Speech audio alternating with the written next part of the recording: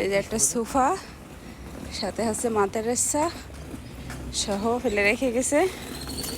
এটা কিনতেও যেমন টাকা লাগছে, ফেলতেও টাকা লাগবে।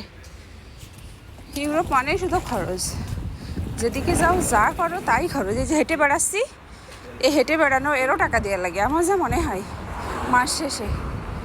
যেই পরিমাণে বলে তা আসে বাসায়, এর বিল ওর বিল, এর পাগারে ওর পাগারে, তাতে আমার মনে হয় যে আমরা রাস্তাঘাট পরিষ্কার রাস্তাঘাটে হেঁটে বেড়াই, এরও টাকা দিতে হয়।